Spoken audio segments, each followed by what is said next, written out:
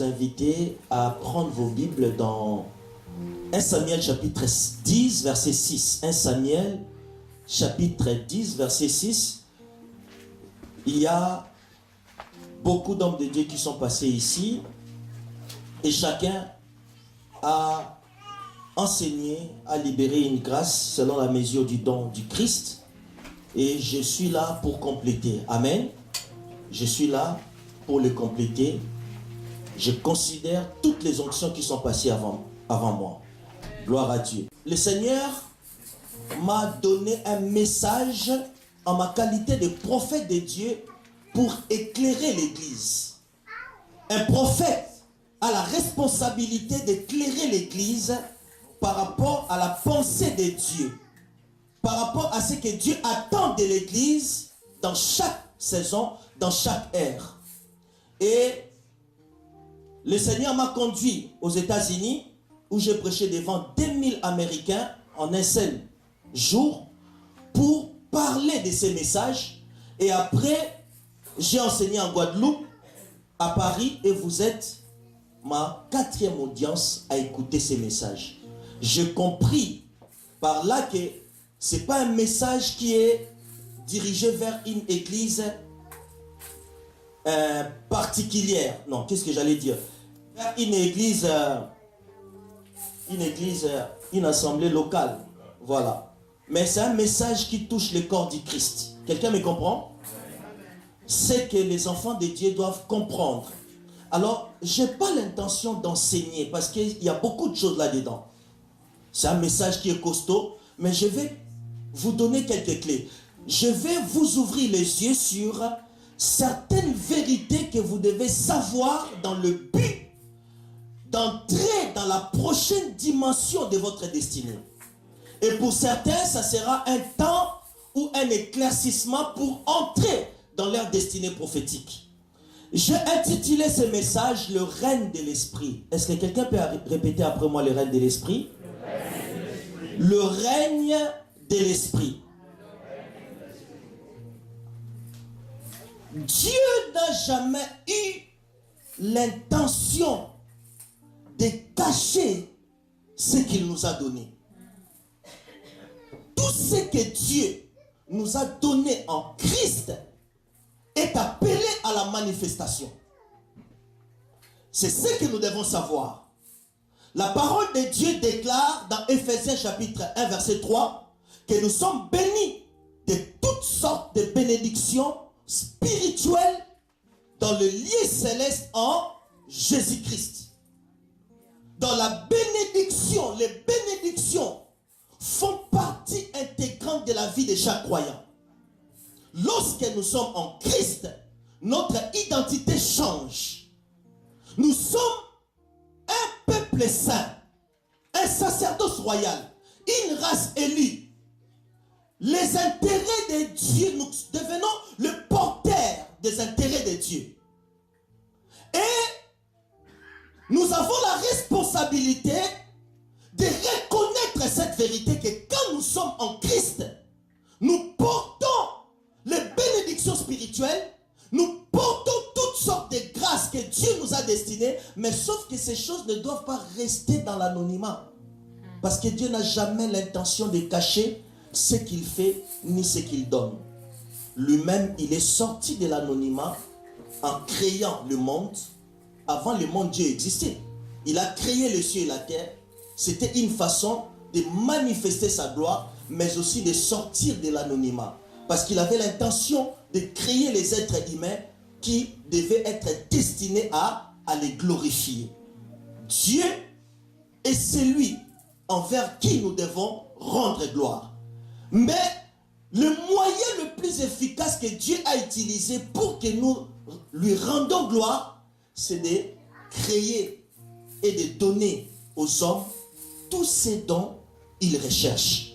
Premièrement, il a commencé avec l'œuvre de la création. La Bible dit, c'est qu'on peut connaître de Dieu et manifester pour les hommes.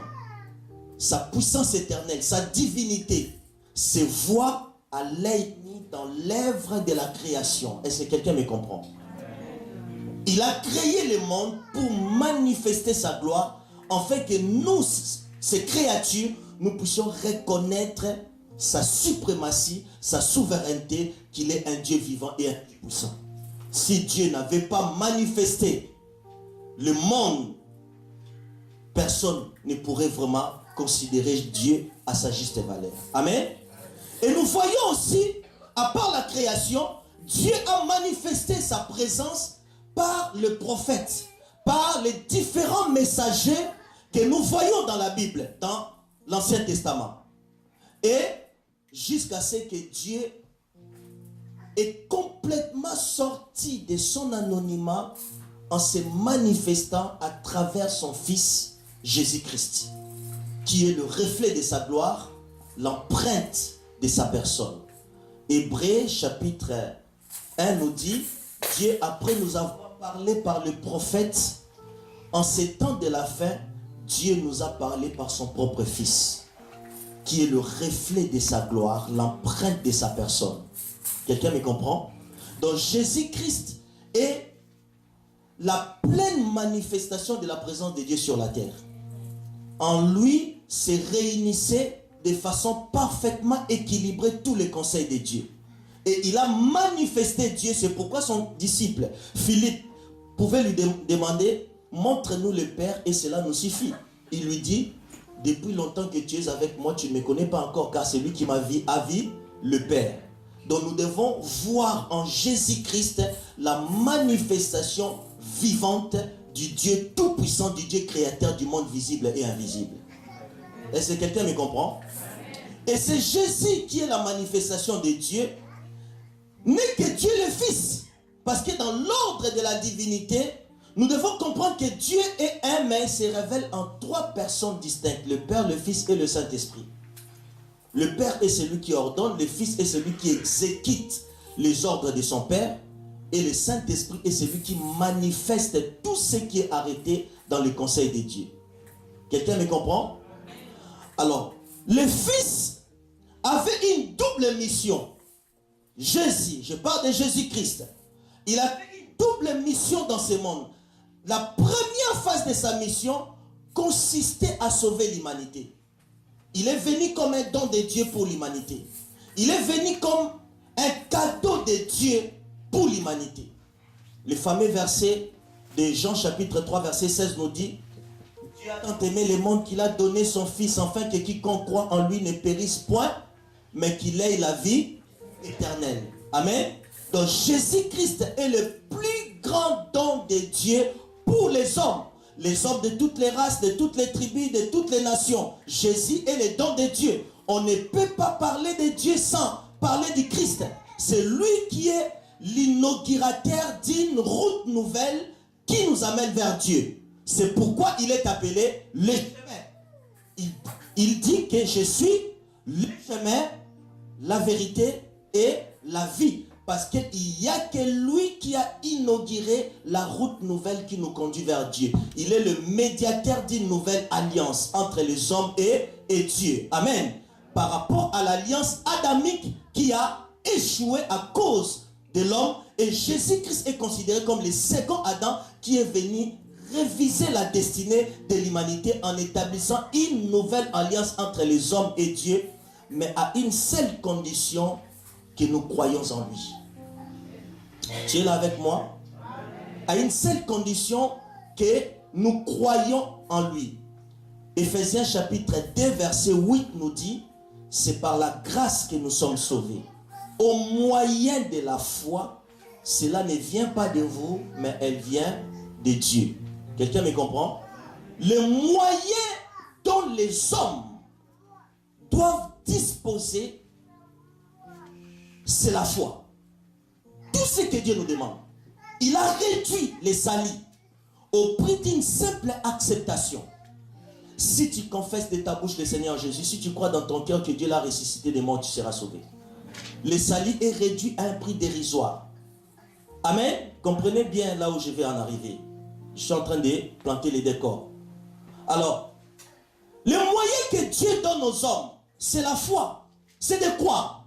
Mais cette foi, la foi véritable, n'est qu'une réaction au toucher de Dieu à notre cœur. Quelqu'un me comprend?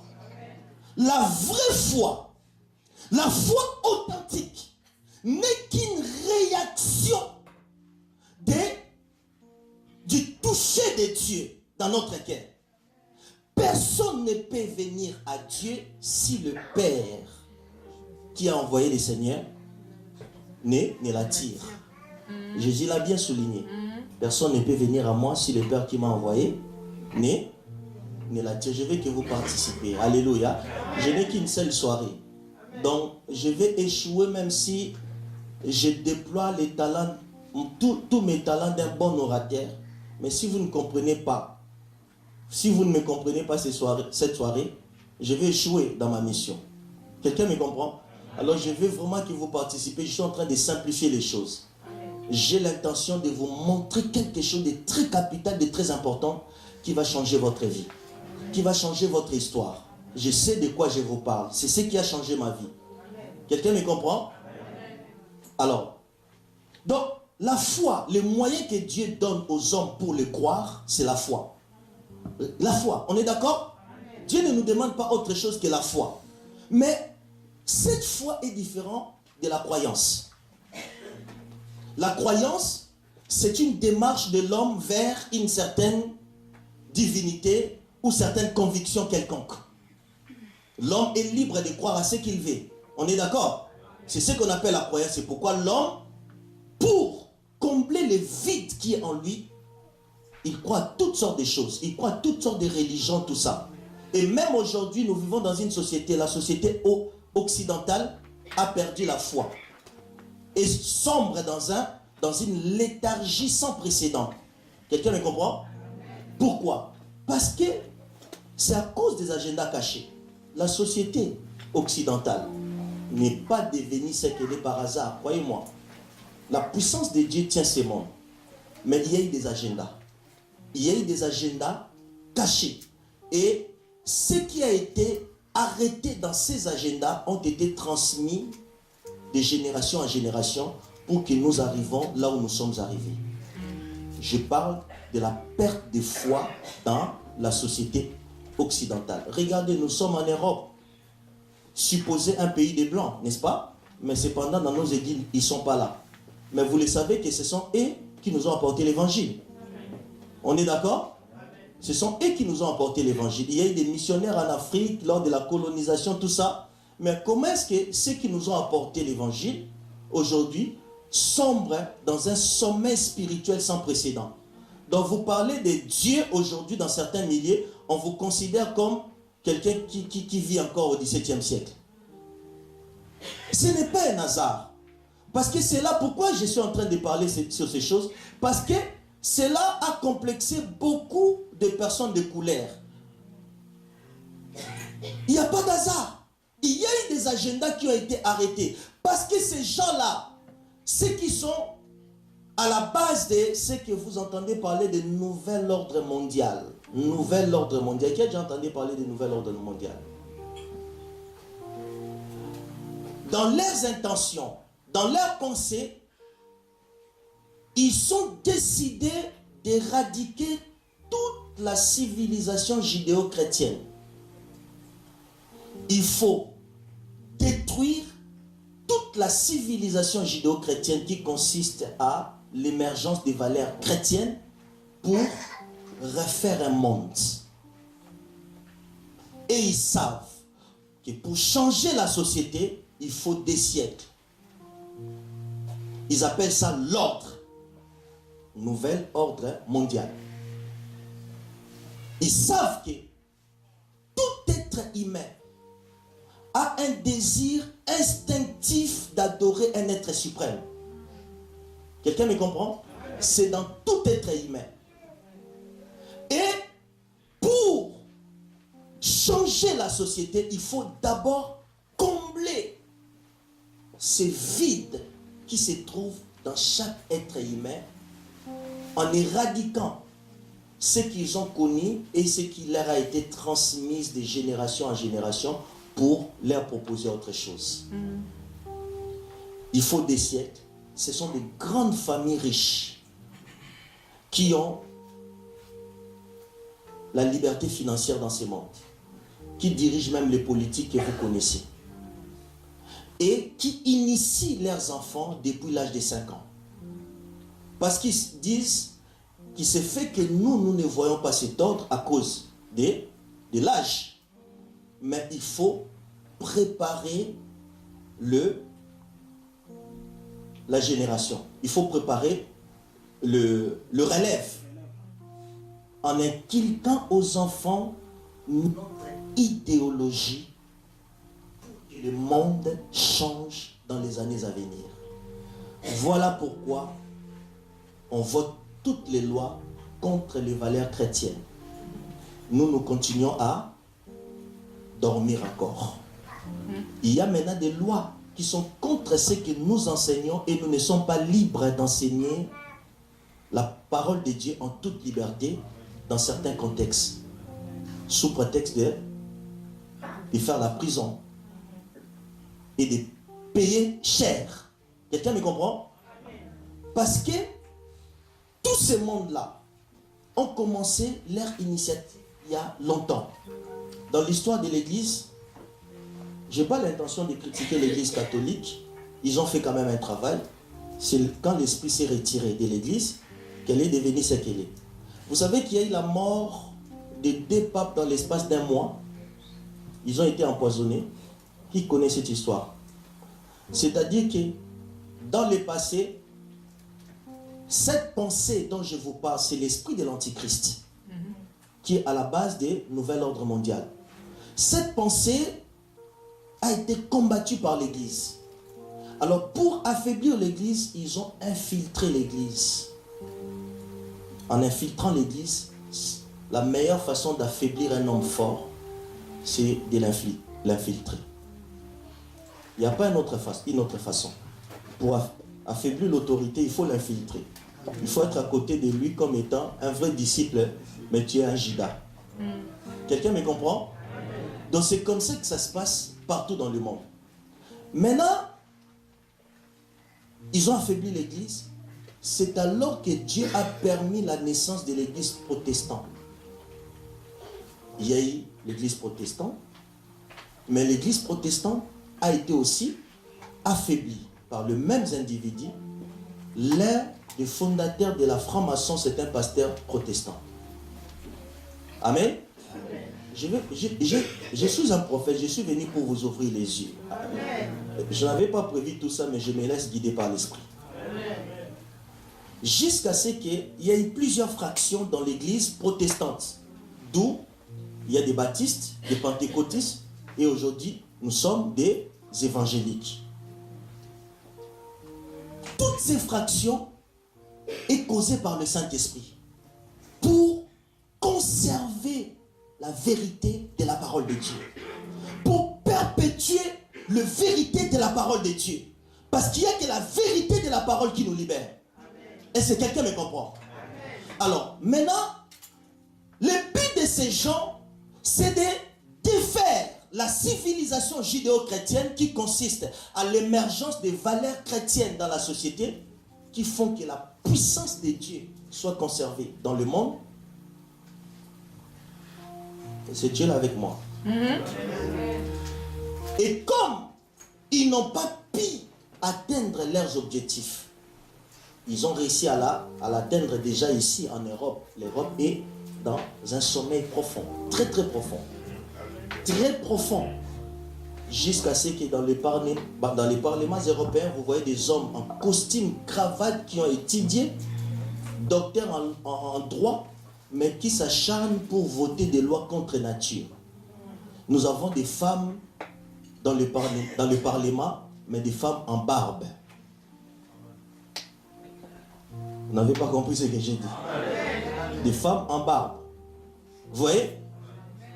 Tout ça, c'est le nouvel ordre mondial qui est en train de s'installer, et de cet ordre-là viendra l'Antichrist. Lorsque vous considérez l'actualité, vous allez comprendre que les prophéties bibliques sont véridiques. La Bible a dit la vérité. Que personne ne vous trompe. Aujourd'hui, je ne prêche pas l'évangile pour faire plaisir aux gens.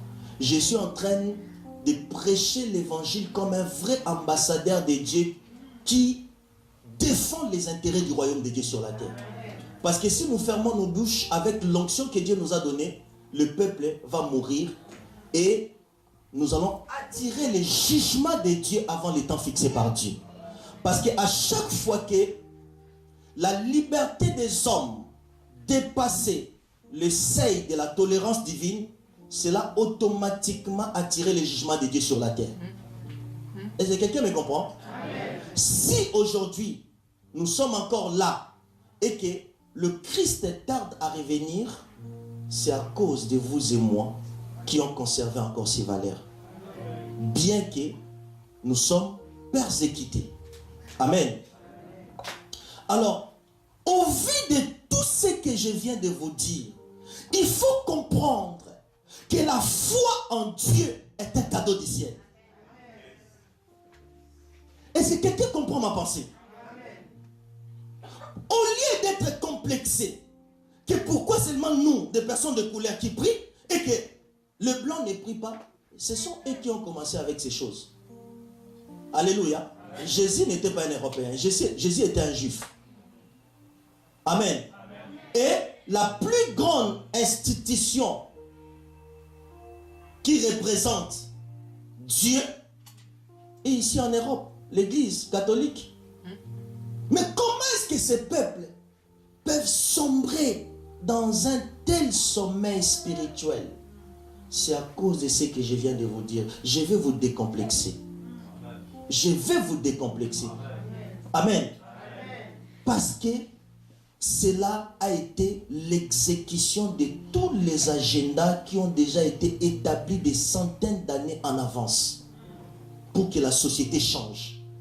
Et je pense que vous avez vu en France, je ne sais pas ici en Belgique, en France, on a voté une loi où on doit apprendre aux enfants la sexualité depuis l'âge de 4 ans. Et on va leur apprendre qu'il n'y a pas une seule orientation sexuelle de l'homme et de la femme. On va leur apprendre comment se masturber. Est-ce que vous trouvez ça normal? On vit dans quelle société? Bon, alors, posez-vous la question, 20 ans après, que vont devenir nos enfants? Ce sont des visionnaires. Il y a eu des brouilles. Mais au moment où nous parlons, les choses se sont apaisées, mais la loi est passée. Et ils savent, parce qu'ils vous considèrent comme des moutons. Ils disent, ils vont protester, mais ils vont finir par suivre. Et ils ne voient pas aujourd'hui. Ils font passer les lois aujourd'hui, mais ils voient 20 ans, 30 ans, 40 ans plus tard. Il est impossible de rester devant la télé et de regarder un film sans voir quelqu'un prendre un revolver et tirer un être humain aussi facilement.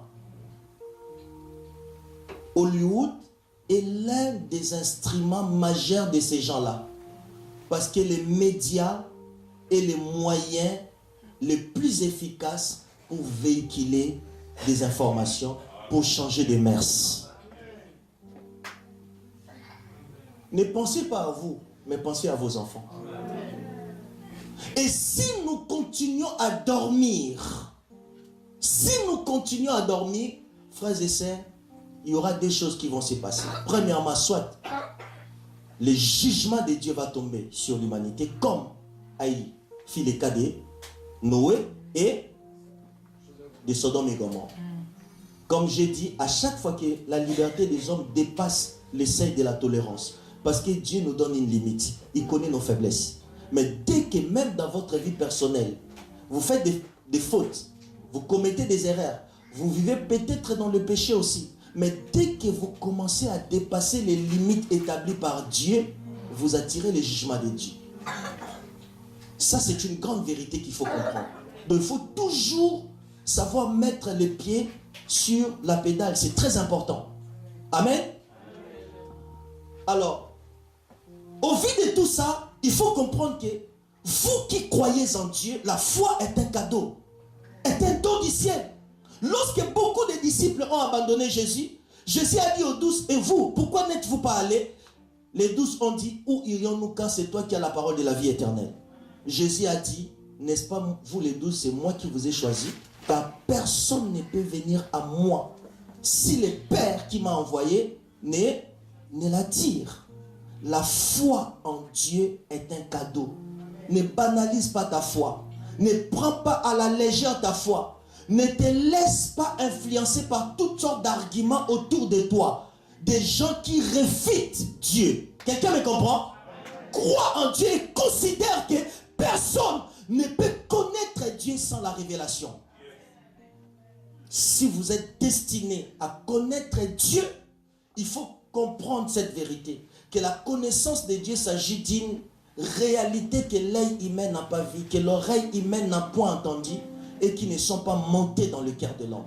La connaissance de Dieu nous vient au moyen de la révélation. La révélation, c'est un éclaircissement. La révélation est une lumière qui vient dans votre esprit et qui vous donne la capacité de croire à l'existence de Dieu. J'ai l'impression comme si vous ne m'avez pas compris. Amen. La foi en Dieu est un cadeau. Croire en Dieu est une capacité que Dieu vous a donnée. Personne ne peut croire en Dieu par lui-même. Il y aura une croyance. Mais la foi véritable, c'est un cadeau du ciel. Amen. Alors, ne vous posez pas trop de questions sur les gens qui ne croient pas en Dieu. C'est leur affaire. La Bible dit, y a-t-il en Dieu de l'injustice? Non. Les deux enfants étaient dans le ventre de leur mère, mais Dieu avait choisi l'un et a rejeté l'autre. Alors qu'ils n'avaient manifesté ni bien ni mal, mais Dieu a choisi Jacob, mais il a rejeté Ésaü. C'est le choix préférentiel de Dieu. C'est la prédestination. Il est temps que vous compreniez ce que Jésus a dit. Des deux hommes qui seront dans un champ, l'un sera pris et l'autre laissé. Vas-tu demander à Dieu pourquoi tu as laissé l'autre? Non. Considère ce que vous avez reconnu comme étant certain. La foi en Dieu. Et ne vous décomplexez pas. Alléluia. Ne vous décomplexez pas. Ne soyez pas inconsidérés comme la parole de Dieu déclare. Mais comprenez quelle est la volonté de Dieu. La première notion que j'aimerais que vous puissiez réaliser, que vous puissiez solidifier dans votre esprit, c'est que la foi en Dieu, la capacité de croire en Dieu est un cadeau du ciel. C'est Dieu lui-même qui vous a attiré à lui. C'est Dieu lui-même qui vous a rendu capable de croire en lui. Alléluia. Et ne les banalisez pas. Ne les méprisez pas. Alléluia. Car le plus grand jugement ne sera pas par rapport à vos péchés, mais par rapport à ce que vous avez reçu. Et qu'avez-vous fait avec ce que vous avez reçu? Connaissez-vous la parabole des talents? Beaucoup de gens abandonnent Dieu, tombent dans l'apostasie à cause de l'environnement. Parce que nous sommes dans un environnement où naturellement les gens ne croient plus. Ils ne croient plus pourquoi? Alléluia. Parce qu'il y a eu des agendas qui se réalisent. Mais au moment où le nouvel ordre mondial ont leur agenda, Dieu aussi a un agenda pour l'humanité. Dieu a un agenda pour ta vie. Dieu a un agenda pour toi. Et je suis heureux de vivre dans cette époque. Je suis heureux de vivre dans ce temps où il y a l'adversité. Car la taille de l'adversité révèle l'étendue de la grâce qui est sur toi. Oh my God. Est-ce que quelqu'un me comprend? La taille de l'adversité, la taille de l'opposition dans ta propre vie révèle aussi la taille de la grâce que Dieu a départie dans ta vie. On reconnaît un homme fort, une femme forte par rapport à la taille de l'opposition qu'il va affronter. Si votre vie est sujet de beaucoup de combats, ce n'est plus le temps de pleurer et de se poser des questions. Pourquoi moi? Il faut comprendre qu'il y a un potentiel qui dorme en toi, qui doit se révéler. Un homme fort, pour estimer sa force, il faut le juger par rapport à l'adversaire qu'il a décidé d'affronter. Est-ce que quelqu'un me comprend? Un homme fort a besoin d'un adversaire fort. Une femme forte a besoin d'un adversaire fort. Ce n'est pas pour rien que tu es né dans une famille à la sorcellerie à outrance. Dieu sait que la sémence qui est en toi est capable d'étouffer toutes les œuvres de la sorcellerie de ta famille. Est-ce que quelqu'un me comprend? Ce n'est pas pour rien que tu as commencé ta vie avec un mariage compliqué. Dieu sait ce qu'il a déposé en toi et la sémence qui est en toi est capable de combattre la taille de tous les combats qui est autour de toi. C'est ce que Dieu dit, celui qui est en nous est plus grand que celui qui est dans le monde. Tu dois comprendre cette vérité. Tu dois comprendre cette vérité. Amen. Ça c'est la foi en Dieu. Ne banalise pas ta foi. Ne banalise pas ta foi. Tout ce que je deviens, je suis un homme de foi. J'étais avec un ami, le docteur Abam qui vous a prêché, on est parti à Monaco. Et après, il m'a dit, prophète, tu sais, j'étais observé. Moi, j'ai pensé que dans ton compte, tu avais à peu près de 2 millions de dollars, d'euros plutôt. J'ai dit, mais, ma richesse, c'est la foi. Amen. Ma richesse, c'est la foi que vous banalisez. Je ne compte sur personne. Aujourd'hui, personne ne peut dire que ce que je suis devenu, c'est à cause de lui. Ma famille était bien placée pour me propulser. Mais moi, je suis de la race de Joseph. Je suis de la race de David. Où Dieu envoie un prophète pour oindre les enfants d'un père. Mais même le père lui-même a oublié qu'il a un enfant dans la brousse. Alléluia. Nous faisons partie de ces gens-là.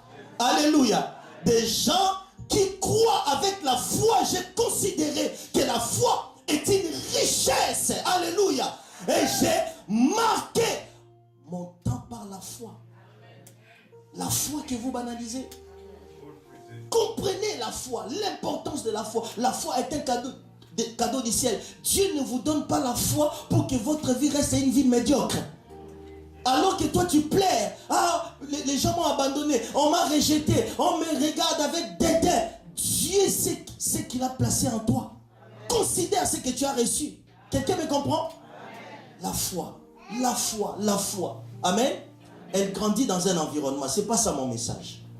Deuxième vérité que j'aimerais vous dire. Maintenant que vous croyez en Dieu, vous entrez maintenant dans un environnement.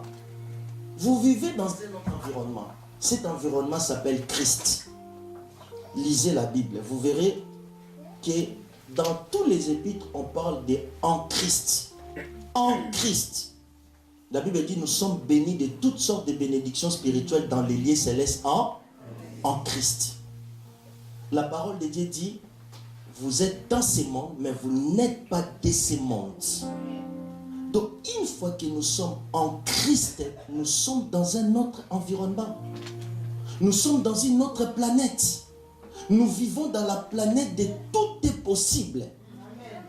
Quelqu'un me comprend? C'est très important. Il n'y a aucune impossibilité devant celui qui a véritablement la foi en Dieu. La Bible dit tout est possible à celui qui croit. Tout est possible à Dieu. Tout est possible à Dieu seulement et à celui qui croit. Tu es là avec moi? Est-ce que tu es là avec moi? Donc une fois que nous sommes en Christ, nous devons comprendre que maintenant notre vie est régie par le principe et les lois du royaume de Dieu. Notre vie est régie par des principes et les lois du royaume de Dieu. La Bible dit, nous sommes bénis de toutes sortes de bénédictions spirituelles dans les lieux célestes en Jésus-Christ. Mais ces bénédictions ne doivent pas rester dans l'anonymat. Parce que tout ce qui n'est pas manifesté ne peut jamais être célébré. Tout ce qui n'est pas célébré ne peut jamais être récompensé. Tout ce que Dieu a mis en toi est appelé à manifestation. Amen. Les bénédictions spirituelles sont pour tous les enfants de Dieu. Mais ce sont ceux qui ont compris les lois et les principes qui amènent ces bénédictions à la manifestation qui permettent vraiment la célébration de cette bénédiction. Car tout ce qui est caché ne peut jamais être récompensé ni célébré. C'est la loi de la reconnaissance. Il faut reconnaître ce que vous avez reçu. En le reconnaissant, vous allez pouvoir travailler pour le manifester. Vous ne pouvez pas manifester quelque chose auquel vous ne croyez pas. Merci. Est-ce que quelqu'un me comprend? Il y a des choses qui ne viendront pas par l'imposition de main du pasteur. C'est lorsque votre esprit va accéder à la connaissance de la vérité. Vous connaîtrez la vérité et la vérité vous rendra libre. Beaucoup de nos fidèles, quand tu appelles un pasteur et que le pasteur n'est pas disponible, c'est une occasion de quitter l'église. Parce que vous avez placé votre vie dans une dépendance totale de l'homme de Dieu. Vous serez limité. Quelqu'un me comprend? Amen. Même Dieu qui est le Tout-Puissant n'agit pas ainsi. Il y a des choses que vous devez comprendre. Et c'est des choses que je vais vous enseigner. Une fois que nous sommes en Jésus, la parole de Dieu dit, nous avons reçu des choses. L'autorité et la puissance. Dis l'autorité. Et la puissance. Ce sont ces deux choses que nous avons reçues. Et nous voyons ça dans les textes que nous avons lus de 1 Samuel chapitre 10, verset 6. Il s'agit de Saül. Saül était le premier roi en Israël. Saül a vécu dans une époque où Dieu, les enfants d'Israël ont demandé un roi. Ils ont demandé un roi comme toutes les nations. Et cette requête a déplu à l'Éternel. Mais Dieu leur a accordé un roi. Mais à une seule condition. La condition était que ce roi devait être loin. Amen. Amen. Dieu a regardé sur tout Israël, il a choisi un homme. Comme Dieu nous a choisis aujourd'hui. Beaucoup ne croient pas en Dieu, mais vous êtes le choix de Dieu. Vous croyez en lui. Et quand Dieu choisit, je rentre dans mon message, suivez-moi. Quand Dieu choisit quelqu'un, le fait que Dieu puisse te choisir, Dieu te met à part. C'est ce qu'on appelle, il te sanctifie. Sanctifier, c'est mettre de côté. Pour des tâches précises, pour une mission donnée. Dieu te met de côté. Une fois que nous sommes en Christ, nous acceptons Jésus comme notre Seigneur et Sauveur, Dieu nous met de côté. Et il nous oint. C'est ce qui a eu lieu avec Saül. Dieu envoya un prophète qui s'appelait le prophète Samuel, qui est allé oindre Saül. Mais les circonstances qui ont occasionné l'onction dans la vie de Saül étaient des circonstances provoquées par Dieu lui-même. Vous savez qu'est-ce qui vous a amené à Christ? Il y a une raison qui vous a vraiment attiré vers Dieu. Dieu n'a utilisé que les circonstances. Parce qu'il est le maître des temps et des circonstances. Est-ce que quelqu'un me comprend? Il est le maître des temps et des circonstances. Et Dieu a utilisé une circonstance. Il a permis la perte des ânesses de son père. Les ânesses du père de Saül étaient perdues. Et quand ces ânesses étaient perdues, le père de Saül a demandé à Saül d'aller chercher les ânesses. Parce qu'à l'époque, une famille qui possédait les ânesses était une famille prospère et riche. Parce que les ânesses étaient une forme de richesse. C'est par les ânesses que les gens se déplaçaient. Donc une famille qui possédait les ânesses était une famille prospère. Alors perdre les ânesses, ce n'était pas perdre quelque chose de banal et de dérisoire. Il fallait aller rechercher ça. Mais Dieu était derrière cette circonstance.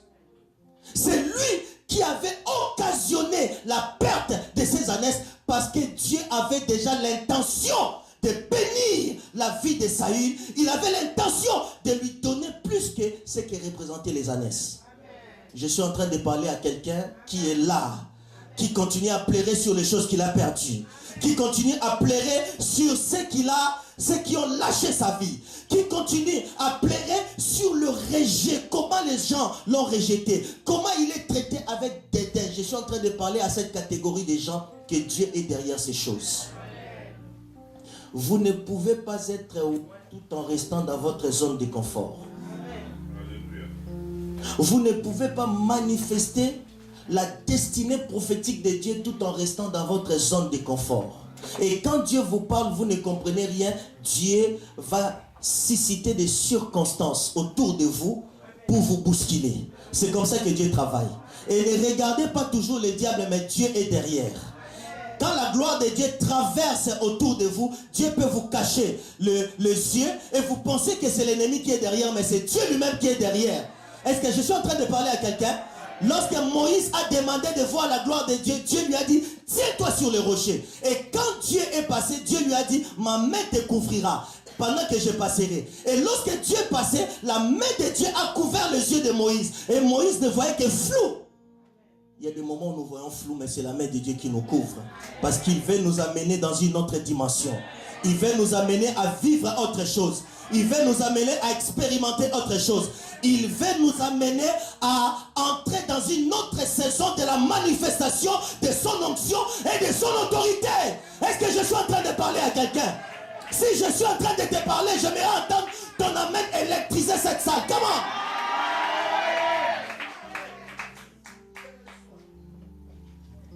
Les années sont perdues. À la recherche des années, ils ont rencontré les prophètes qui est l'image du Christ. Nous savons les circonstances qui nous ont amenés à Jésus. Chacun de nous a son histoire avec Jésus. Chacun. Il y a d'autres, c'était les divorces, d'autres, la perte de leur statut, la perte du travail, les rejets dans la famille, plusieurs circonstances. Dieu était derrière. Mais j'aimerais attirer ton attention sur une vérité. Il ne faut pas limiter ta vie aux circonstances qui t'ont amené à Christ. Peut-être que tu es là parce que tu es stérile. Tu vas avoir des enfants. Mais je suis venu te dire que Dieu a un plan au-delà de ta stérilité. Dieu a un plan au-delà de tout ce que tu as perdu. Dieu a un plan au-delà de tout ce que le diable t'a volé. Laisse-moi vous parler encore de ces choses. La Bible ne nous donne pas les détails qui ont occasionné l'état de cécité de Bartimée. On nous parle de Bartimée qui était né aveugle. Mais derrière cette circonstance, Dieu était caché. Quelqu'un me comprend? Le diable avait volé les yeux de Bartimée. Il est né aveugle. Comme l'aveugle de Jean chapitre 9 aussi. Né aveugle, les disciples ont posé la question à Jésus. Pourquoi cet homme est-il né aveugle? C'est à cause de lui ou à cause de ses parents? Et regardez, la réponse de Jésus n'était rien à voir avec briser les autels, les liens établis, les alliances maléfiques, les esprits de réclamation. Ça n'avait rien à voir. Jésus a dit, ce n'est ni à cause de ses fautes, ni à cause de ses péchés, ni à cause des péchés de ses parents, mais c'est pour que la gloire de Dieu soit manifestée dans sa vie. Est-ce que je suis en train de parler à quelqu'un? Est-ce que je suis en train d'amener quelqu'un à voir au-delà des réclamations, au-delà des péchés, au-delà des conséquences liées au péché? C'est pour que la gloire de Dieu soit manifestée. Bartimée était aveugle. Le diable avait certes volé ses yeux. Mais laisse-moi te dire que le diable avait oublié de voler quelque chose. Vous savez ce que le diable avait oublié de voler? Hein? Sa foi. Parce que tu n'as pas la voix sans la foi. Beaucoup de gens crient dans ce monde. Mais il y a d'autres qui crient vraiment. On crie vraiment que quand on a la foi. Le diable avait oublié de voler sa foi. Mais je suis en train de parler à quelqu'un. Que quel que soit ce que le diable t'avait volé, quel que soit ce que tu as perdu dans ta vie, les années que cela ont pris, je suis envoyé comme un prophète de Dieu pour t'annoncer un temps nouveau. Si tu crois, tu entreras dans cette saison. Ce que le diable a oublié de voler produira ce qu'il avait volé. Je dis que ce que le diable a oublié de voler dans ta vie produira ce qu'il a volé. Le diable a volé les yeux de Bartimée, mais il avait oublié de voler sa foi. Et ce qu'il a oublié de voler, c'est ce qui produira ce qu'il avait volé. Est-ce que quelqu'un me comprend? Est-ce que quelqu'un me comprend? Au-delà de cela, aujourd'hui, l'histoire de Bartimée nous édifie tous. Il fallait qu'il passe par là. Il y avait un plan au-delà de ce qu'il avait perdu. C'est comme Saül. Alors, allons-y, avançons rapidement. Maintenant, lorsque Dieu a choisi Saül, l'intention de Dieu, ce n'était pas seulement de restituer les ânesses qui étaient perdues, mais c'est de le oindre pour qu'il devienne roi en Israël. C'est ce que Dieu fait avec nous. Frères et sœurs, j'aimerais t'amener à faire un voyage dans le passé. Regarde dans ta vie, regarde des choses que tu as connues, des choses que tu as vécues. Il n'y a pas d'hasard. Ce n'est pas anodin. Tout ce que tu as connu dans ta vie, même si tu n'as que 20 ans, laisse-moi te dire, tous les événements de ta vie ne sont pas anodins lorsque tu es en Christ. C'est porteur d'un message particulier que tu dois saisir. Parce qu'il y a des onctions qui ne viennent pas par la prière.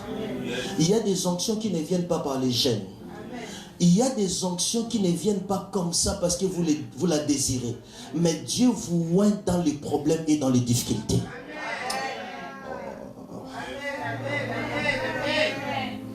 C'est-à-dire que les événements de votre vie, tout ce que vous avez connu, le rejet, l'abandon des gens, comment vous avez été méprisé, vous avez perdu même votre réputation, on vous a traité de toutes sortes de noms, on vous a regardé avec dédain, c'est par ces moyens-là que Dieu vous qualifie pour recevoir l'autorité et la puissance.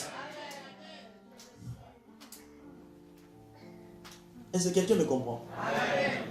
Je vais en arriver.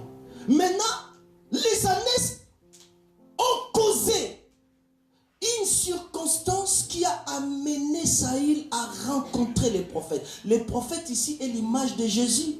Amen. Plusieurs circonstances nous ont amenés à Christ. Mais quand nous rencontrons Christ, le Seigneur nous oint.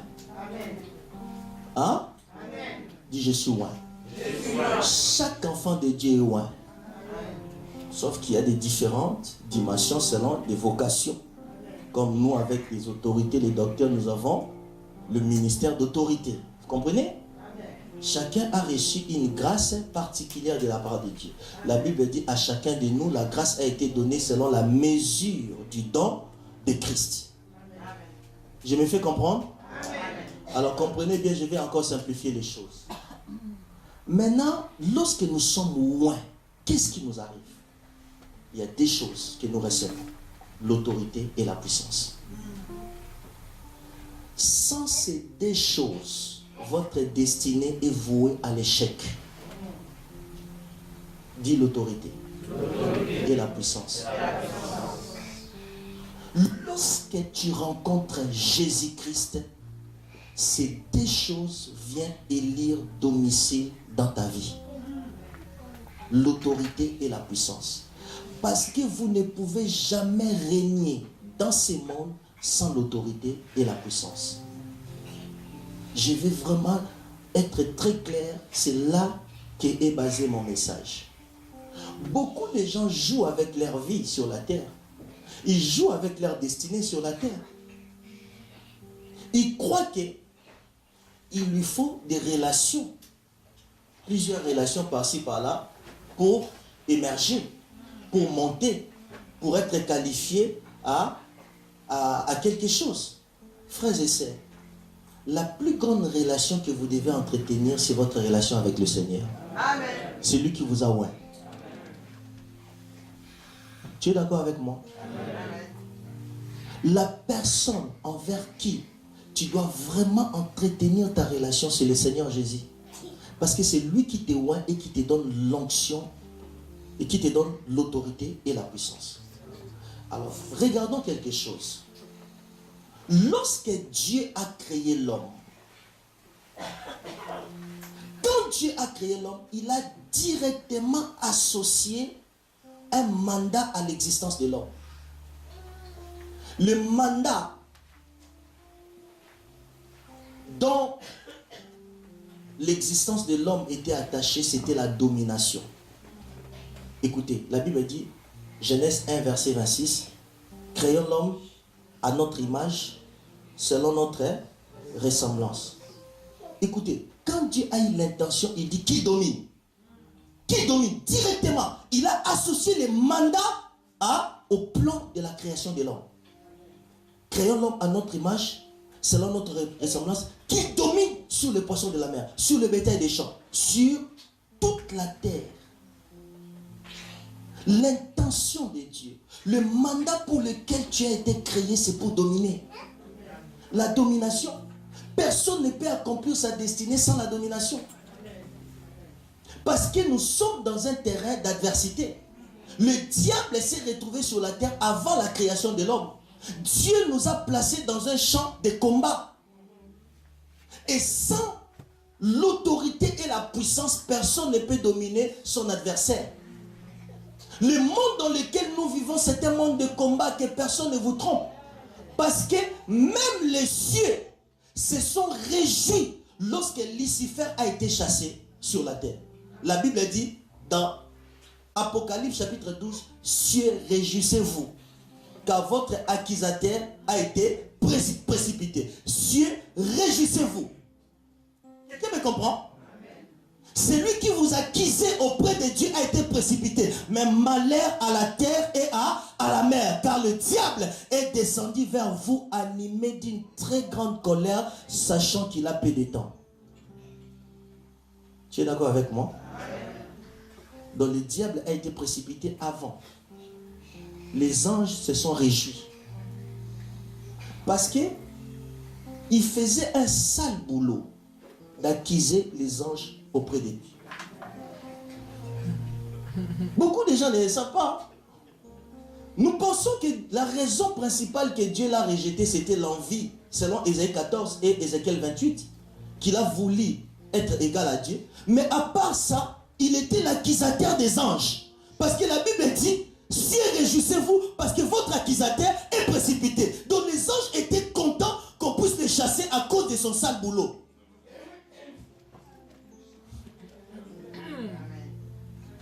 La position qu'il occupait auprès de Dieu, amen, lui permettait d'accuser les autres anges. Et lorsqu'il a été précipité, les anges étaient dans la joie. Mais nous, la Bible dit malheur à la terre et à la mer.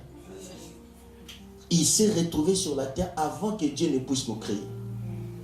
Et nous naissons dans un terre où il y a déjà l'adversaire. Oh my God. Je suis en train de parler à quelqu'un. Alors, comment voulez-vous, frères et sœurs, régner dans ce monde? Manifester la destinée pour laquelle vous avez été appelés à Christ.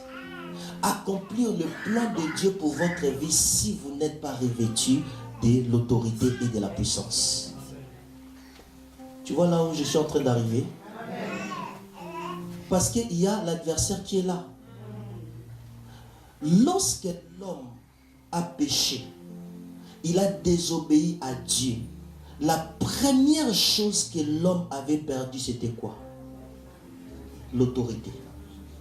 Parce que c'est l'autorité qui vous rend capable de dominer.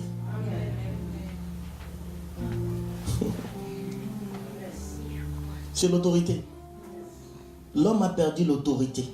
Je vais vous expliquer ça. Et quand on perd l'autorité, on perd la domination. Les mandats que l'homme avait reçus, c'était quoi? De dominer sur toute la création. Mais quand il a désobéi à Dieu, il a perdu l'autorité et l'homme est devenu esclave de Satan. C'est le diable qui a récupéré cette domination. Vous savez pourquoi le diable a récupéré cette domination, cette autorité? Parce que le diable a été écarté de la course de l'autorité. Comprenez bien. On peut avoir la puissance, mais sans l'autorité. On peut avoir la force, mais sans l'autorité.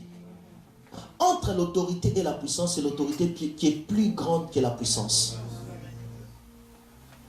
Le diable a été loin avant nous. Le diable n'a pas peur de l'onction. Le diable n'a pas peur de la puissance. Il a été loin pour exercer un ministère devant le trône de Dieu. Nous exerçons le ministère devant les hommes. Nous sommes loin pour exercer le ministère devant les hommes, tandis que Satan a exercé le ministère devant le trône de Dieu, conduisant l'adoration au ciel. Il a été loin pour cela. Le diable n'a pas peur de l'onction, parce qu'il a été loin avant nous. Il a l'onction. Et Jésus a reconnu la puissance de Satan en disant, je vous ai donné le pouvoir de marcher sur les serpents, sur les scorpions et sur toute la puissance de l'ennemi, rien ne pourra vous nuire. Jésus reconnaît que Satan a une puissance. Le diable a la puissance, mais le diable n'a pas l'autorité. Vous êtes là avec moi? Je suis en train d'aller calmement. Je ne suis pas venu pour soulever la foule. Je ne vais pas échouer quant à ma mission. Amen. Comprenez bien. Il y a une différence entre l'autorité et la puissance. Ce sont des choses que nous recevons en Christ. Ce sont des choses que nous recevons en Christ. Chaque enfant de Dieu reçoit une portion de l'autorité et de la puissance. Mais sauf que ce sont des choses qui sont séparées, que nous devons comprendre pour accomplir le plan de Dieu dans notre vie. Premièrement, pourquoi le diable a séduit l'homme? C'est pour récupérer son autorité. Parce que Satan a été écarté de la course de l'autorité. Parce que l'autorité n'est pas transférable. L'onction est transférable. La puissance est transférable, mais on ne transfère pas l'autorité. On ne peut pas prier pour quelqu'un en lui disant « reçois l'autorité ». Ça n'existe pas. Ça n'a pas de sens. Mais on prie pour quelqu'un pour transférer l'onction, pour transférer une énergie, pour transférer même les dons de Dieu, pour transférer la guérison. Mais on ne peut pas transférer l'autorité. L'autorité est déléguée. On délègue l'autorité. Or, la délégation de l'autorité est attachée à une loi fondamentale, c'est la loi de la soumission. Tu es là avec moi? Il n'y a pas d'autorité sans soumission. L'autorité est déléguée, tandis que la puissance est transférable. Et pour déléguer l'autorité, il faut se positionner à la hiérarchie de Dieu. Dieu lui-même, le Père, il exerce l'autorité sur la création parce qu'il est soumis à sa propre parole. La parole de Dieu dit, il a placé sa parole au-dessus de son nom, au-dessus de sa personne. Donc Dieu lui-même respecte ce qui sort de sa bouche. Donc si lui-même, la personne de Dieu respecte ce qui sort de sa bouche et soumis à sa propre parole, Dieu n'acceptera aucun être humain d'être insoumis à sa parole. Et Dieu ne peut jamais déléguer l'autorité à une personne qui n'est pas soumise à sa parole. Voilà pourquoi il y a beaucoup d'hommes de Dieu, il y a beaucoup de gens dans ce monde, beaucoup de gens qui prient 24 heures sur 24 heures mais qui n'ont pas l'autorité. Parce qu'ils sont soumis à rien. L'autorité est attachée à la hiérarchie. L'autorité est une chaîne dont le Père est soumis à sa propre parole. Le Fils, Jésus, il a exercé l'autorité par rapport à la soumission à son Père. Il a dit, dans Jean chapitre 5, le Fils ne fait rien de sa propre initiative. Il ne fait que ce qu'il doit faire au Père. Le Père aime le Fils et lui montre tout ce qu'il doit faire. Donc Jésus était soumis totalement à son Père et c'est ce qui lui donnait la légitimité de faire tout ce qu'il faisait. Un jour, un groupe de pharisiens et des scribes sont venus lui dire, par quelle autorité fait-il ces choses?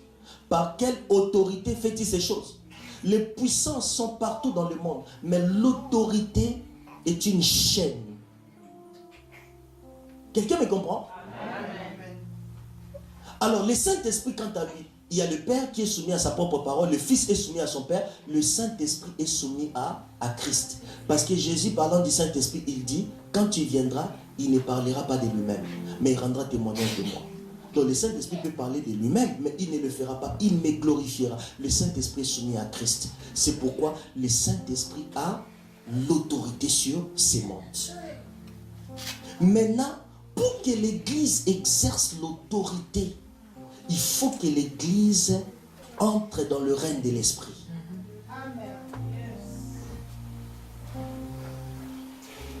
Nous ne pouvons influencer le monde que lorsque l'Église entre dans le règne de l'Esprit. Entrer dans le règne de l'Esprit, le mot règne veut dire influence prédominante. C'est-à-dire, c'est soumettre à l'autorité de l'esprit.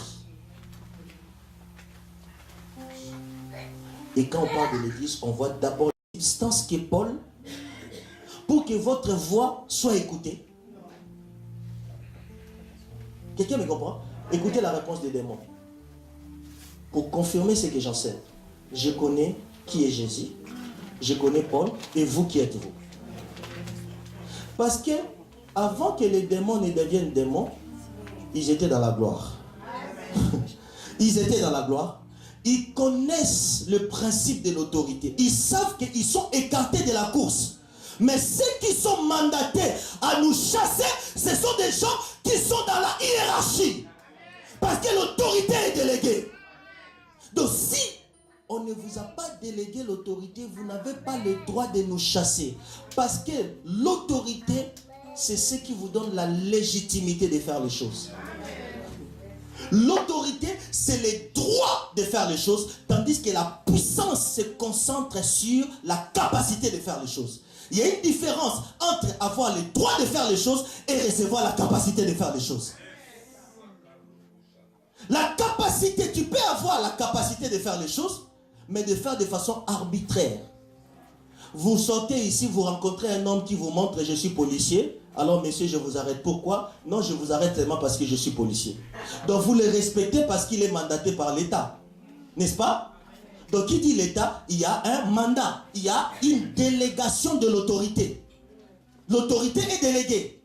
Mais cependant, si un vrai policier passe par là, l'usurpateur va faire quoi? Il va fuir. Amen. Je vais donner un autre exemple. Tu sors ici, tu vois une femme policière, tu roules à contre-sens, qui t'arrête. Tu regardes à côté, tu vois personne comme toi, tu es bien musclé. Tu commences à la cogner. Savez-vous que vous êtes en train de cogner l'État? Vous aurez à faire non à un homme, mais à l'État. Parce qu'il, comment? À une institution. Parce qu'il est délégué. Il n'a pas les capacités de vous affronter, mais cependant, il a l'autorité de vous arrêter. Donc, il y a une différence entre la puissance ou la capacité et l'autorité. L'autorité, c'est ce qui vous confère les droits, la légitimité de faire les choses, tandis que la puissance est ce qui vous donne la capacité. Or, Dieu ne nous a pas seulement donné la capacité, mais Dieu nous a donné l'autorité. Mais à une seule condition, que nous entrons dans le règne de l'Esprit. La soumission au Saint-Esprit vous qualifie pour exercer l'autorité dans ces mondes. Alors écoutez-moi, je vais terminer. Je ne vais pas prier pour toi, pour que tu reçoives l'autorité. Ça ne peut pas se faire. Mais je veux que tu intériorises cette vérité. Que la communion avec le Saint-Esprit, lorsque tu décides par ta volonté à placer ta vie dans le règne de l'Esprit, c'est alors que tu seras qualifié à exercer l'autorité.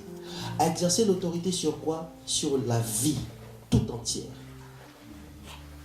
Les circonstances de la vie, le problème de ta vie séculière, la maladie et tous les problèmes qui environnent ta vie. Beaucoup de gens échouent dans ce monde parce qu'ils n'ont pas l'autorité. Vous n'avez pas l'autorité sur les démons familiales, sur les lois établies, sur les alliances maléfiques qui gouvernent votre vie. Vous n'avez aucune autorité. Vous priez, il y a la puissance. Regardez, Dieu m'a enseigné. Je vis dans mon ministère, j'ai chassé beaucoup de démons. J'ai chassé beaucoup de démons dans ma vie. Mais il y a des démons qui me résistaient. Et je suis allé en prière pour demander à Dieu, mais pourquoi ces démons me résistent? Dieu m'a dit, parce que tu n'as pas encore atteint un niveau d'autorité supérieur pour chasser ces démons. Ça m'a révolté. J'ai dit, ça veut dire quoi? Le Seigneur m'a dit, concentre-toi sur ta soumission à l'esprit. Le degré de ta soumission à l'esprit détermine la capacité de faire les choses. Vous maîtrisez les circonstances de votre vie lorsque vous placez votre vie dans le règne de l'esprit. Le règne de l'esprit, c'est quoi? Laissez le Saint-Esprit conduire votre vie. positionnez-vous à aimer Jésus et à soumettre votre esprit à l'esprit de Christ. Vous serez qualifié pour la légitimité. Il ne suffit pas de manifester la puissance, mais il faut avoir les droits. C'est les droits qui vous permettent de maîtriser votre destinée. Le miracle de Dieu deviendra votre partage lorsque vous allez comprendre ces principes. Dans le règne de l'esprit, il n'y a pas la notion de temps. Dans le règne de l'esprit, les démons n'ont pas accès. Dans le règne de l'esprit, Dieu dit quelque chose et la chose se réalise dans l'immédiat. Dans le règne de l'esprit, il n'y a pas un délai pour l'accomplissement des choses, car Dieu dit, il n'y aura plus de délai pour l'accomplissement de ce que je vous ai dit. Ce que je dirai s'accomplira certainement. C'est dans le règne de l'esprit. Dans le règne de l'esprit, vous êtes guéri de votre maladie sans l'intervention de quoi que ce soit. Dans le règne de l'esprit, connaître le Saint-Esprit comme une personne, reconnaître sa présence, communier avec le Saint-Esprit, vous qualifie à exercer l'autorité. Tous les problèmes qui surgissent dans votre vie ne vous posent qu'une seule question. Qui es-tu? Défie votre autorité. Et j'en ai expérimenté. Aujourd'hui, tout ce que je désire, dès que je désire quelque chose, ça vient vers moi. Amen. Je vous dis la vérité. Dès que je désire quelque chose, ça vient vers moi. Je donne des prophéties aux gens sans écouter la voix de Dieu. Et je vois l'accomplissement pile poil de cette prophétie. Ça m'a impressionné. Je suis allé en prière, j'ai demandé à Dieu, mais comment? Je n'avais pas entendu ta voix. Il m'a dit, parce que tu as l'autorité. Tout ce qui sort de ta bouche a l'autorité. Découvrir la vie des gens. Et je vous donne un témoignage pour terminer. En 2017, j'ai organisé une réunion. Il y avait plus de 400 personnes. Il y avait une femme qui était là. J'ai prophétisé pour cette femme. J'ai dit, Dieu me montre que tu seras béni. Dieu va te bénir. Tu vas recevoir une somme, 400 000 euros. 400 000 euros, c'est pas 400 000 euros. Elle était là, dans sa tête, il a dit, mais non, c'est pas possible. Comment je l'aurai? 5 mois plus tard, elle avait une petite entreprise. On lui a proposé par une grande boîte à Paris d'acheter son entreprise, de l'embaucher et de lui donner le double de ce qu'il prenait lui-même, qu'elle prenait. De lui donner le double du salaire de ce qu'elle prenait. On lui a proposé et dans les négociations, ils se sont arrêtés à 400 000 euros. Amen. 5 mois plus tard. Amen. Écoutez, la conséquence c'était quoi? Le jour de mon anniversaire, moi je ne savais pas, je suis invité au restaurant et j'ai mangé. Après, il y avait quelques membres de l'église. À la fin, j'ai vu, on est venu me remettre une clé. Prophète, voici ma récompense. La clé d'une Mercedes, Jeep Mercedes 350 GLC, 0 km. C'est le directeur du Mercedes, du concessionnaire de Mercedes qui est venu lui-même là au restaurant pour me remettre la clé. La conséquence de la prophétie. Lorsque vous avez l'autorité, vous exercez le pouvoir dans ce monde. C'est dans le règne de l'esprit. J'étais à San Francisco. L'autorité connaît cette histoire. On s'est promené, on a laissé tous nos valises, nos sacs dans la voiture. On est allé se balader dans la mer. En arrivant, on a cassé la voiture. On nous a volé et les passeports et tout l'argent, tout. On est parti avec. On est arrivé, on a vu la voiture que j'avais louée et cassée. J'ai dit, Seigneur, on peut prendre l'argent, on peut prendre mes documents, surtout les passeports. Ça va me bloquer ici aux États-Unis. Le Seigneur m'a dit, entre dans le règne de l'esprit. Appelle ton passeport. Tu as l'autorité. Ces voleurs-là, ils sont animés par un esprit. Toi, tu as l'autorité sur l'esprit qui les anime. On est allé à la police. Je vous dis, Dieu est sur le trône, il me voit. On est allé faire les déclarations à la police naturellement. On a fait nos déclarations. J'ai commencé à appeler les banques ici en Europe pour faire l'opposition de mes cartes. Et pendant qu'on faisait l'opposition, j'ai vu une policière venir avec sa voiture. Une américaine. Il m'a dit, c'est toi Dombassi? Je dis, mais comment cette femme me connaît? Il a dit, je crois avoir trouvé ton passeport. Amen. Alléluia. Est-ce que quelqu'un me comprend? Les sacs que les voleurs avaient pris jusque-là, j'ai mon sac là. Imaginez un sac que les voleurs ont pris, ils sont partis avec. Mais je vous dis, j'ai les sacs aujourd'hui dans ma maison. J'ai récupéré mon passeport et je suis retourné chez moi. Il y a 1 mois et demi, j'étais à San Francisco encore. Lors de check-in, on avait une valise où on avait concentré tout ce qu'on avait acheté avec ma femme. Et l'agent de l'immigration, une fille, elle était distraite. Elle a oublié de mettre les tickets dans la valise. Et la valise part. Il n'y avait pas moyen d'arrêter la valise. C'est parti sans ticket. J'ai dit, mon Dieu. Il m'a dit, oh non, ne vous inquiétez pas, il n'y a pas de problème. Bon, j'ai dit, mais comment ça? C'est parti. On est arrivé à Miami. On a entendu la valise portée disparue. On commençait à s'inquiéter. Dieu m'a dit, entre dans le règne de l'esprit. Est-ce que quelqu'un me comprend? Parce que dans le règne de l'esprit, il n'y a pas de barrières, il n'y a pas de frontières. C'est le monde dans lequel nous exerçons l'autorité en Christ. Arrivé à l'hôtel, et on est allé à l'aéroport, on a fait des déclarations, tout ça, on a détaillé comment c'est, et la valise, c'est noir comme ça, avec telle marque, tout ça. On nous a dit, revenez demain. Le lendemain, on est arrivé, ils ont dit qu'ils n'ont pas trouvé la valise. J'ai dit, Seigneur. Un jour après, on est allé, on n'a pas trouvé la valise. Alors, j'ai appelé quelqu'un à San Francisco. Le soir même, Dieu m'a dit, entre. Alors, appelle la valise. Parce que dans la valise, il y avait mes costumes, mes tenues de guerre. Hein? Mes costumes avec lesquels j'ai prêché. J'ai dit, mais Seigneur, il n'y a aucune raison que je perde mes costumes. Il n'y a aucune. Il y a des choses qu'il ne faut pas accepter. Amen. Ce n'est pas à l'intérêt de Dieu ni à mon intérêt que je perds mes choses. Et surtout, ce sont mes tenues que j'ai depuis longtemps. Mes tenues blancs là, j'ai prêché avec ça. Seigneur, ça ne peut pas se perdre. J'ai appelé la valise. J'ai appelé quelqu'un à San Francisco. J'ai dit, comme moi je ne parle pas l'anglais, appelle l'aéroport de San Francisco. Ils n'ont qu'à trouver ma valise. Je vous dis comme je vous dis. J'ai dormi. Le matin, j'envoie sur WhatsApp. Au fait, ta valise a été retrouvée en Alaska. Est-ce qu'on peut acclamer le Seigneur pour cela?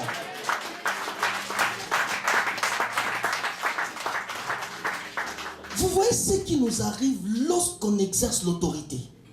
Lorsqu'on a l'autorité. Amen. Nous commandons aux choses. Alléluia. Comme la Bible dit, il est le Dieu qui appelle les choses qui n'existent pas à l'existence. Nous commandons à des choses de se manifester, à la manifestation, et cela se manifeste. Et au moment où je vous parle, la valise nous est arrivée jusqu'en Guadeloupe, sain et sauf. C'est l'un de mes filles de l'église qui travaille à l'aéroport qui m'a amené la valise juste dans mon bureau. Mais c'était déjà en Alaska. Est-ce que quelqu'un me comprend? J'ai beaucoup de témoignages à vous donner. Lorsque vous entrez dans le règne de l'esprit, vous apprenez à soumettre votre vie au Saint-Esprit. Le Saint-Esprit vous a été donné.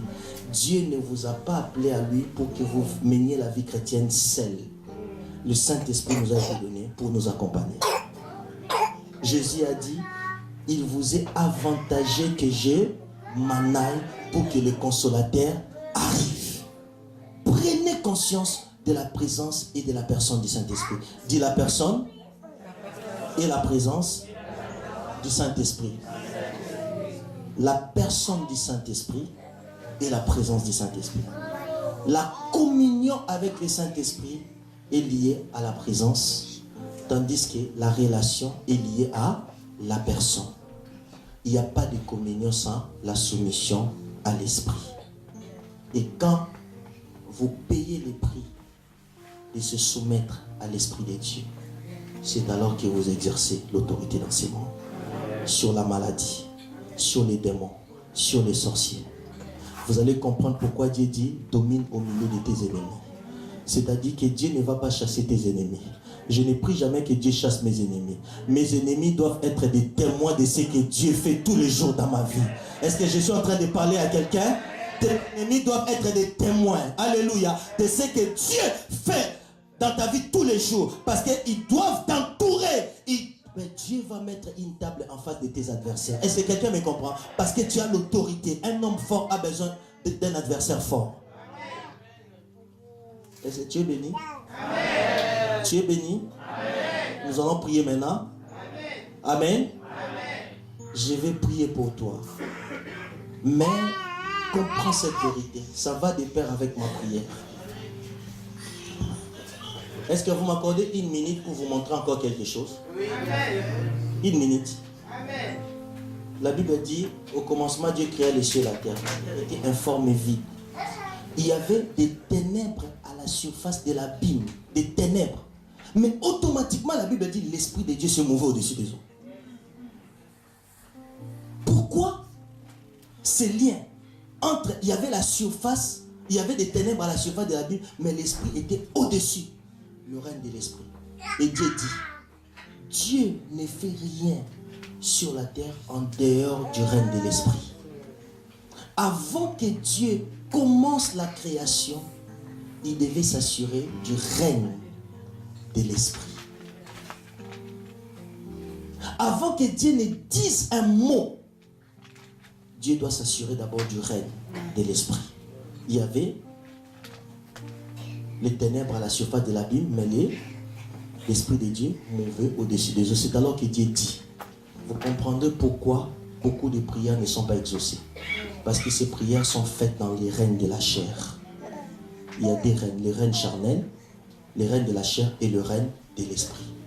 La vie chrétienne ne nous a pas été donnée pour la mener dans la chair. Vous n'aurez pas de résultats. Le nom de Jésus en dehors du règne de l'esprit n'a pas l'efficacité. La parole de Dieu demeure une lettre morte comme n'importe quelle philosophie et n'importe quelle science en dehors du règne de l'esprit.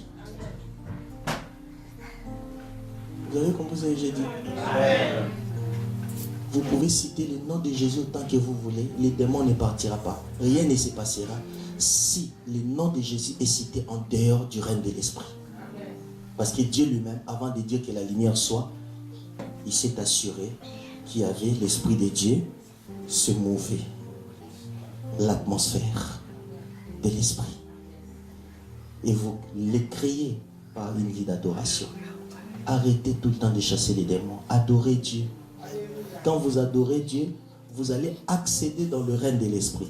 Les démons qui vous courez derrière, ils seront limités parce qu'ils n'ont pas accès dans le règne de l'Esprit. Quelqu'un m'a compris? Amen. Je vais prier Dieu.